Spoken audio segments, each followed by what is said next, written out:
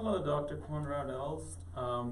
This is, my name is Kunal. I'm the founder of Kaushalam Foundation, and it is my pleasure to host you here in United States. Actually, you are traveling and you're making a tour for 15, 16 cities.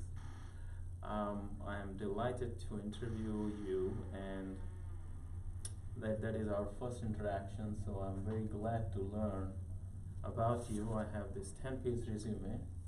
Yes. It looks like very accomplished personality right here, with a lot of studies done into Hinduism, and there's one particular word you have written in your resume which is called Orientalist.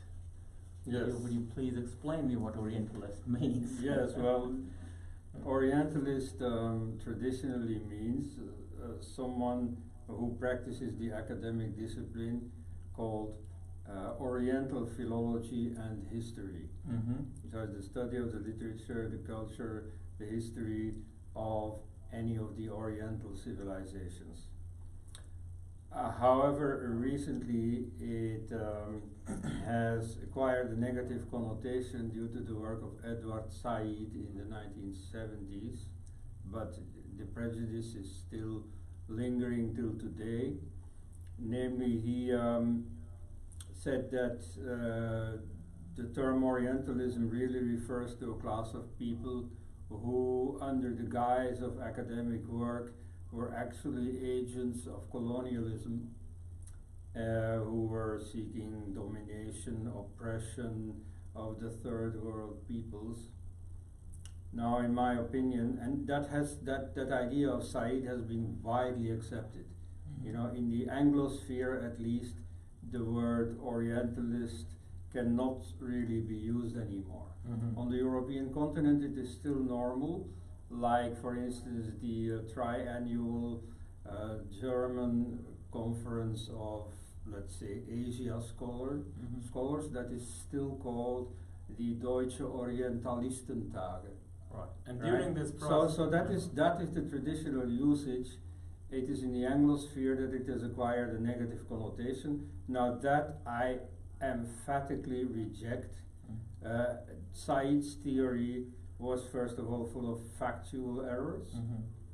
You have the fact that he doesn't take into account the German-speaking world, which was actually the mainstay of this line of scholarship. Germany that had no colonial interests in Asia. Secondly, and perhaps worse, this theory takes the form of a conspiracy theory. It says that all these people were not what they claimed to be. They claimed to be objective scholars. In reality, they were agents of the colonial project. Now, that is not true, not even for British or French scholars whose countries were involved in a colonial project. Very often, the Orientalists were people suspected by the administrators of so-called going native, of sympathizing with the objects of their studies, of sympathizing with Hinduism or Islam in this case.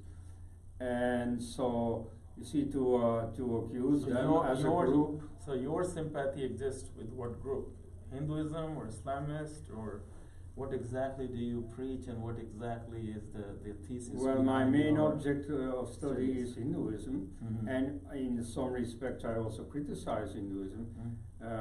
But you see, where I criticize Hinduism, this does not come from some imperialist project. Correct. And you have written 30 plus books, and most of the books, in particular one book I'm very interested to learn about, you have written a paper or a book on Ramjanmbhumi. Yes. And interestingly, we would like to know how your love developed for India, and in particular this dispute which has been going on for many years, especially in India, between two religions. And I would like you to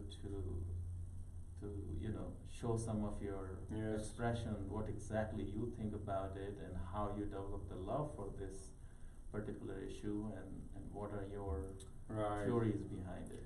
Well, in 1989 I was in India to study Indian philosophy in Varanasi, but there I discovered this communal problem the religious conflict, and then particularly one flashpoint at that time, which was Ayodhya, with the dispute between the Ramjanmbhumi and the Babri Masjid, between the Hindu claim to the site in Ayodhya, is supposed to be the birthplace